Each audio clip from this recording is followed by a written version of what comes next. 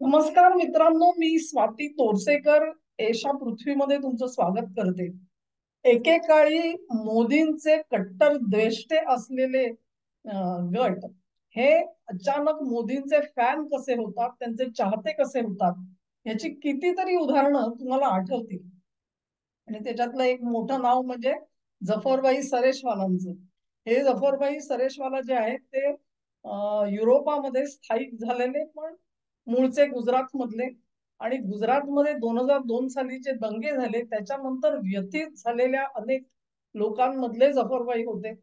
त्यावेळेला हे सगळे जे लिबरल डावे पुरोगामी आहेत त्यांनी एक हातामध्ये मोहीम घेतलेली होती की कुठूनही वंशहत्येचा आरोप मोदींवर ठेवायचा आणि त्यांना आंतरराष्ट्रीय कोर्टामध्ये खेचायचं, तिथे तो आरोप सिद्ध करायचा, याची जय्यत तयारी चाललेली होती.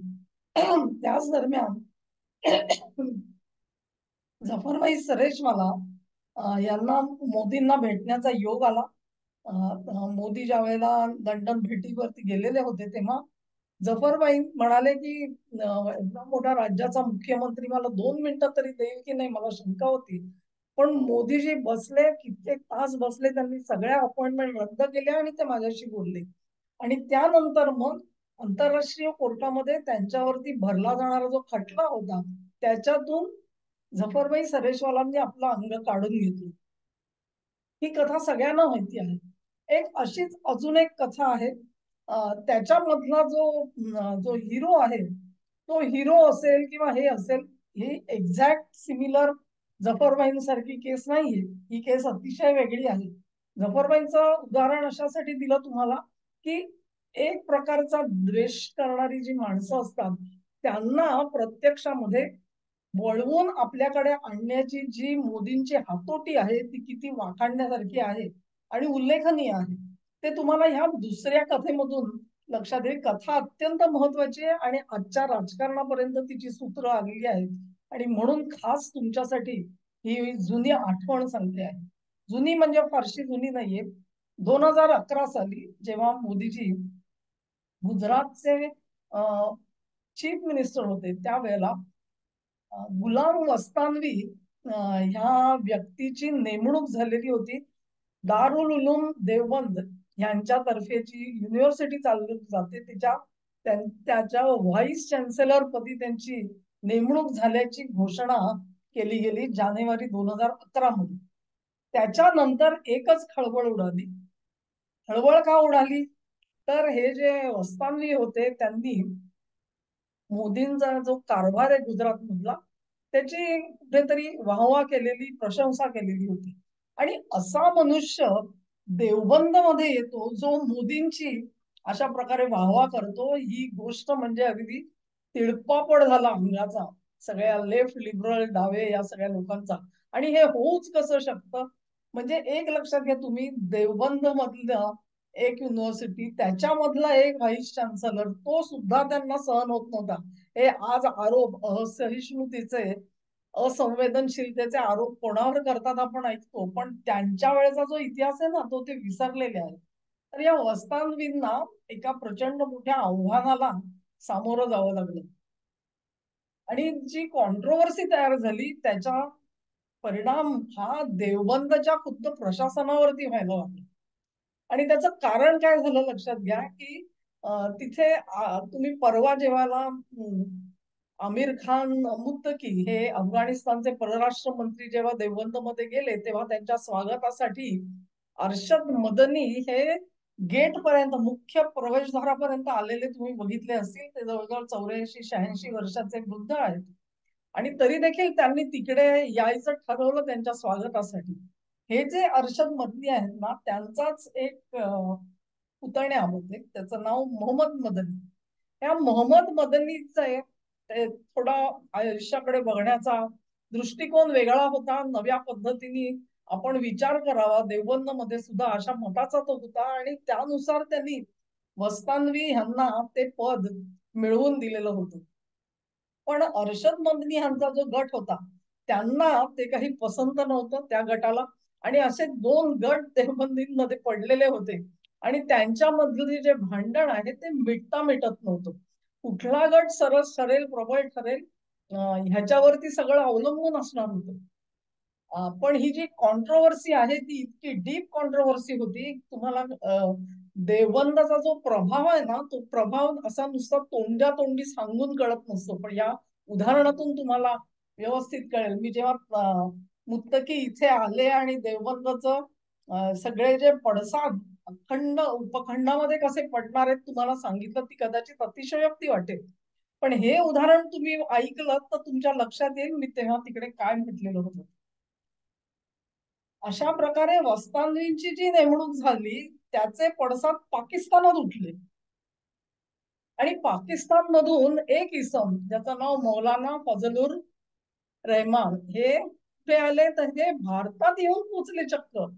की अशा प्रकारे मोदींची स्तुती करणारा मनुष्य या पदावरती पोचूच कसा शकतो.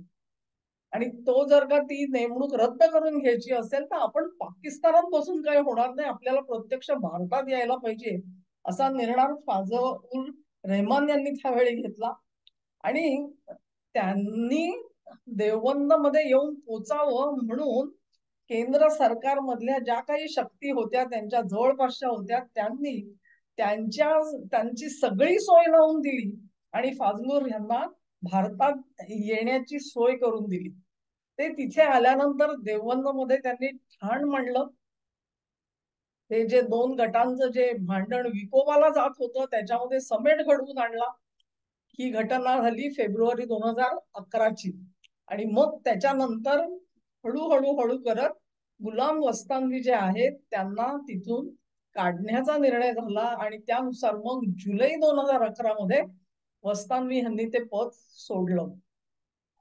आता ही घटना जी आहे ती किती मोठी आहे हे तुमच्या लक्षात आलं असेल. त्यावेळेचं जे वातावरण होतं ते किती मोदी विरोधक वातावरण होतं याची कल्पना तुम्ही या उदाहरणातून करू शकाल. की वस्तांवींच्या नेमणुकीला विरोध जो आहे तो केवळ देवबंद मधल्या एका फॅक्शनचा होता असं नाही, त्याचे पडसाद पाकिस्तानापर्यंत पोहोचलेले होते. आणि ही सिच्युएशन जी आहे ही परिस्थिती आपल्या ताब्यात राहिली नाही तर भारतामधला जो नॅरेटिव्ह आहे तो नॅरेटिव्ह सगळा बदलून जाईल आणि आपल्या हातामध्ये इनिशिएटिव्ह राहणार नाही, पुढाकार राहणार नाही. ह्याचा प्रचंड धसका त्यावेळेला पाकिस्तान मधल्या कट्टरपंथीयांनी घेतलेला तुम्हाला ह्याच्यातून दिसेल. म्हणजेच असं की देवबंद आणि त्याच्या निमित्ताने जो नॅरेटिव्ह समाजासमोर ठेवला जातो त्या नॅरेटिव्ह बद्दल ही मंडळी किती संवेदनशील आहेत हे तुम्हाला इथे कळेल.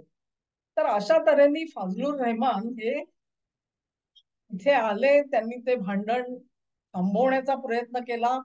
अर्थातच मोहम्मद मदनी जे आहेत त्यांना तिथे माघार घ्यावी लागली. अरशद मदनींचा जो जवळचा गट होता त्या गटाची सरशी झाली कारण फजलुर रहमान यांनी स्वतःचं वजन अरशद मदनींच्या बाजूने टाकलेलं होतं. आणि मग अरशद मदनी आजपर्यंत तुम्हाला त्यांच्या हातामध्ये ते सगळे कंट्रोल असल्याचं दिसेल. मोहम्मद मदनींचं नाव मी अजूनही तिथे ऐकलेलं नाहीये. पण इतक्या विकोपाला गेलेली जी रिलेशन्स होती ती रिलेशन्स तिथून बघता तुम्ही काही जणांनी तुम्हाला वर्णन करून सांगितलं असेल की जेव्हा अमेरिकन्स हे अफगाणिस्तानातून त्यांनी तिथून निघायचं ठरवलं त्याच्यानंतर भारत सरकारला तिथली संपूर्ण दूतावासाचं सगळं काम आहे ते सगळं गुंडाळून ठेवावं लागलं, ते सगळं आटोपतं घेतलं गेलं आणि संपूर्ण भारतीय टीम ही भारतामध्ये वेळेनुसार परतली. अन्यथा तिथे तुमच्यावरती कोणी हल्ला करेल का करणार नाही ह्याची शाश्वती उरलेली नव्हती. आपण आपलं संरक्षण करायला समर्थ आहोत का ह्याची कल्पना नव्हती. ह्याचं कारण भारतीय दूतावासावरती वारंवार अफगाणिस्तानामध्ये हल्ले झालेले होते. अत्यंत भीषण हल्ले म्हणजे प्रवेशद्वारापर्यंत स्फोटक आणून त्याचा स्फोट सुद्धा केल्याचं तुम्हाला आठवत असेल. त्याच्यामध्ये बालंबाल आपले राजदूत त्यावेळेला वाचलेले होते.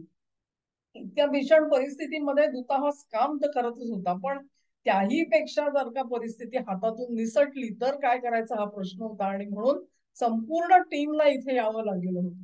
आणि त्याचं कारण एकच होतं की अमेरिकन एकदा गेल्यानंतर त्या सोसायटीमध्ये नेमकं प्रभुत्व कोणाचं राहणार, राज्य कोणाच्या हातात जाणार ह्याची क्लॅरिटी तेव्हा नव्हती. एक प्रकारे तुम्ही त्याची जी वर्णन असं करू शकता की तुम्ही जेव्हा आगगाडीत बसता आणि तुमची गाडी जेव्हा बोगद्यात शिरते, त्यावेळेला अचानक प्रकाशातून तुम्ही ज्यावेळेला अंधारात जाता तेव्हा तुम्हाला डोळ्यासमोर काहीच दिसत नसतं. सगळं गडद अंधार असतो बोगद्यामध्ये. हळूहळू हळू करत गाडी पुढे जाते आणि बोगद्याचं जेव्हा दुसरं टोक जवळ यायला लागतं तेव्हा पुन्हा एकदा प्रकाश दिसायला सुरुवात होते आणि मग त्याच्यामध्ये संपूर्णपणे जे काळवंडलेलं वातावरण होतं त्याच्यात थोडासा धुसर का होईना पण प्रकाश यायला लागला की रूपरेषा स्पष्ट व्हायला लागते, चित्र स्पष्ट व्हायला लागतं. तशी अवस्था भारतीय टीमची त्यावेळेला होती. अशाच प्रकारे जेव्हा हळूहळू चित्र स्पष्ट होत गेलं, कोणाच्या हातामध्ये सत्ता आहे, ते काय करू इच्छितात ह्याचं जेव्हा भान आलं आणि त्याचा एक प्रकारचा पडताळा घेतला गेला, त्यानंतर मग भारताची जी टीम आहे त्यांनी ह्या तालिबानांशी संपर्क साधायचा प्रयत्न केला आणि त्याच्यामधून भारत जे प्रकल्प त्यावेळेला करत होता ते सगळे समाजाच्या कल्याणाचे प्रकल्प होते. कुठे हॉस्पिटल बांधून दे, कुठे शाळा बांधून दे, अफगाणिस्तानची नवी संसद भारताने बांधून दिलेली आहे, कुठे धरण बांधून दे, कुठे रस्ता बांधून दे, अशा पद्धतीचे प्रकल्प. आणि ते सुद्धा भारताने अफगाणिस्तानवर थोपवलेले नव्हते. अफगाणिस्तानचं सरकार जे सांगेल त्यानुसार आपण तिथे काम करत होतो. त्याच्यामुळे त्यांना एक गोष्ट माहिती होती की ही माणसं आपल्याला लुबाडायला येत नाहीयेत आणि शिवाय आपल्याला मदत करतात. म्हणजे औषधांपासून सगळी मदत, खाण्यापिण्यापासून सगळी मदत भारत अफगाणिस्तानला त्या वेळपर्यंत करत आला होता. ते सगळे जे दुवे आहेत ते पुन्हा एकदा सांधले गेल्याचं मोठं काम गेल्या 4 वर्षात झाल्याचं तुम्हाला दिसेल. आणि म्हणून आज ज्या वेळेला त्या देवबंद मध्ये त्या देवबंद मध्ये जेव्हा आमिर खान मुत्तकी जातात आणि तेच अरशद मदनी त्यांचं स्वागत करतात. कोणाचं स्वागत करतायत? जे मुत्तकी हे मोदी सरकारशी समेट करायला तयार. नुसता समेट नाहीये हा, नुसता समेट नाहीये. तुम्ही ज्या बातम्या वाचल्या असतील त्या महत्वाच्या आहेत. त्याच्यामधली पहिली बातमी म्हणजे अशी की अमेरिकेने जी काय शस्त्रास्त्र तिथे सोडून गेलेले होते, विमानं सोडून गेले होते, ती विमानं सगळी त्यांनी निकामी करून ठेवलेली होती. म्हणजे त्यांचा काही उपयोग नव्हता. तीच विमानं ही पुन्हा कार्यरत करण्याचं काम जे होतं ते मोठं टास्क होतं. हे आव्हान भारतीय इंजिनियर्स आणि टेक्निशियन्सनी पेललं आणि ती सगळी आता पूर्ववत करून ठेवलेली आहेत. निदान ती वापरात येऊ शकतात इथपर्यंत त्यांची अवस्था आहे. त्याच्यावर अफगाणिस्तानच्या लोकांना ट्रेनिंग मिळालंय की नाही ह्याची मला कल्पना नाही. पण त्या व्यतिरिक्त सुद्धा आज अफगाणिस्तानमध्ये जी दुर्मिळ खनिज आहेत ती खनिज तुम्ही या आणि तिथे खाणकाम करा म्हणून तुम्हाला ओपन चेक आज अफगाणिस्तानच्या सरकारने भारताला दिलेला आहे. आणि अशा प्रकारची ही जी सगळी सहकार्याचं एक नवं युग तिथे तयार होताना तुम्हाला जे दिसतंय ते उगाच झालेलं दिसणार नाही तुम्हाला. सर्वात महत्वाचं जर का मोठं पाऊल असेल तर अमेरिकन जे सोडून गेलेले होते बागरामचा एअरबेस, त्या एअरबेस वरती भारताला पाचारण करण्यात आलेलं आहे की तुम्ही या आणि हे सगळं मॅनेज करा, तुम्ही या आणि हे सगळं नियंत्रण करा. हा जो विश्वास निर्माण केला त्या तालिबानांच्या मनामध्ये, ही केवढी मोठी पायरी आहे हे लक्षात घ्या तुम्ही. Totally volt face. म्हणजे जर का आधी त्यांचं तोंड पश्चिमेकडे असेल तर ते आता थेट पूर्वेकडे झालेलं आहे. कट्टर मोदी विरोधक असलेला देवबंद आज मोदींशी सहकार्य करू इच्छिणाऱ्या मुत्तकींचं स्वागत करतो आहे आणि कुठेही कुठेही निषेधाचे सूर आलेले नाहीये. देवबंद मधली ही घटना जी आहे ती काय फजलुर रहमानना हलवून टाकणारी वाटली नसेल. एक गुलाम वस्तानवी, एक छोटस पद, त्याच्या नेमणुकीच्या निमित्ताने जे वादंग तयार झालेले होते ते पडसाद पाकिस्तान पर्यंत तेव्हा पोहोचले होते आणि महाशय धावत इथे आलेले होते. मग आता का नाही धावत आलेले? कारण आता कुठेही मतभेद नाहीये हे लक्षात घ्या. तेव्हा फजलुर रहमानना सुद्धा लक्षात आलेलं आहे की देवबंदनी जे काही केलं तो एकमताने केलेला निर्णय असू शकतो आणि म्हणून त्याच्यामध्ये कोणीही पडायला तयार नाही. काँग्रेसचा तिळपापड असं उगाच नाही झालेला. हल्लेले संपूर्ण व्यथित झालेले आहेत. त्यांना कळत नाहीये परिस्थिती कशी आटोक्यात आणायची आणि ही बाजी जी आहे ते मोदींवर कशी परतवता येईल. हे फाजलुर रहमान जे आहेत ना, त्यांची एक दुसरी कथा सांगते तुम्हाला आता. अफगाणिस्तानने जेव्हा पाकिस्तानवर हल्ला केला आता गेल्या आठवड्यामध्ये, म्हणजे आधी पाकिस्तानने हल्ला केला आणि नूरवली मेहसूदला मारायचा प्रयत्न केला. ते जमलं नाही. तो सुटला. त्यांनी सांगितलं मी तिथे नव्हतोच म्हणून. त्यानंतर आम्ही बदला घेऊ असं अफगाणिस्तानने सांगितलेलं आहे. आणि हे जे पश्तूनवाली नावाचं जे त्यांची रीती परंपरा आहे, ज्याला आपण त्यांचा धर्म आहे तो असं आपण म्हणू, की ते त्यांचे काही नीती नियम आहेत त्यानुसार ते वागतात. ते जेव्हा बदला घेऊ म्हणतात तेव्हा ते एक पिढी नाही, दोन पिढ्या नाही, 100 वर्ष झाली तरी तो बदला घेतल्याशिवाय राहत नाही. ही गोष्ट लक्षात ठेवा. त्या पाकिस्ताननी आपल्या पायावरती धोंडा कसा पाडून घेतलेला आहे हे त्या एका शब्दातून तुम्हाला दिसून येईल. ही अवस्था जेव्हा आली त्यावेळेला फाजलुर रहमान उठले आणि ते कुठे गेले? पाकिस्तानी सैन्याच्या मुख्यालयात गेले. GHQ तिथे गेले, जनरल हेडक्वार्टर्स, आणि तिथे जाऊन त्यांनी एक महत्वाचा संदेश दिला पाकिस्तानच्या सैन्याला. त्यांचे जे वरिष्ठ नेतृत्व आहे त्यांना सांगितलं, एक लक्षात ठेवा की तुम्ही जोपर्यंत भारत विरोध हा अजेंडा चालवताय तोपर्यंत आम्ही सगळे एकत्र आहोत, पण तुम्ही जर का अफगाणिस्तान विरोध म्हणाला तर तुमच्या सोबत नाही येऊ शकत. हा महत्वाचा संदेश फाजलुर रहमानचा तो मेंदूत शिरायला पाहिजे. तो मेंदूत जर का त्या पाकिस्तानी लष्करी वरिष्ठ नेतृत्वाच्या गेला तर काहीतरी होईल, पण तो जाण्याची शक्यता शून्य आहे.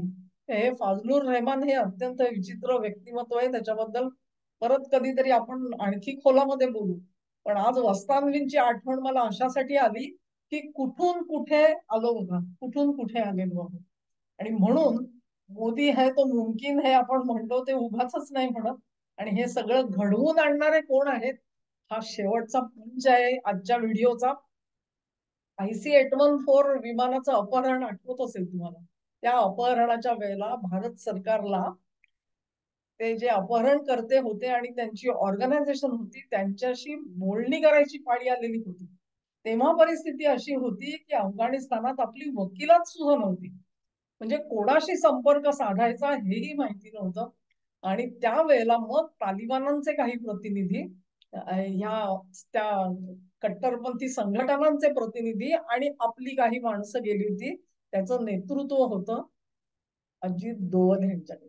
ते त्यावेळेला IB मध्ये प्रमुख पदावरती होते. आणि प्रमुख म्हणजे ह्या निगोशिएशन टीमच्या. तर ते करत असताना जेव्हा दोवल तिथे गेले त्यावेळेला तालिबानांकडून त्याही वेळेला मुत्तकी हे मिनिस्टर होते तत्कालीन तालिबानांच्या काळामध्ये, आणि ते तिथे येत होते. ती पर्सनल ओळख आहे दोवल आणि मुत्तकी यांची. ती कुठून कुठपर्यंत ताणात आणली आहे बघा, कुठून कुठपर्यंत. 1900 मला वाटतं 98 साली ते अपहरण झालं आणि आज आपण 2025 मध्ये आहोत. पण माणूस रिलेशन्स कशी ठेवतो, एकदा त्या माणसाशी त्याचा एकदा त्याला तो ताडून घेतात ते की हा माणूस कुठे काय आणि कशा बाबतीमध्ये आपल्याला उपयोगी पडू शकतो, आणि त्या दृष्टिकोनातून ते रिलेशन्स ठेवतात. ती रिलेशन्स आज तुम्हाला कामी आलेली आहेत. तेव्हा आज जे कट्टर मोदी विरोधक तुम्हाला दिसतात ना, डोनाल्ड ट्रम्प, ते सुद्धा एक दिवस येतील आणि इथे स्तुती करायला लागतील. तेव्हा तुम्हाला आश्चर्य वाटायला नको, कारण परिस्थितीमध्ये आमूलाग्र बदल घडवून आणण्याचं जे कसब आहे ते फक्त देवारे मोदींकडे आहे. आणि त्यांना खरोखर साष्टांग नमस्कार घालावा असं वाटतं. याच्यात हा व्हिडिओ तुम्हाला आवडला असेल अशी आशा करते. तुम्हाला आवडला असेल तर ही लिंक शेअर करा, व्हिडिओला लाईक करा, चॅनेलला सबस्क्राईब करा आणि तुमचं सहकार्य माझ्यासोबत असंच राहू द्या. नमस्कार.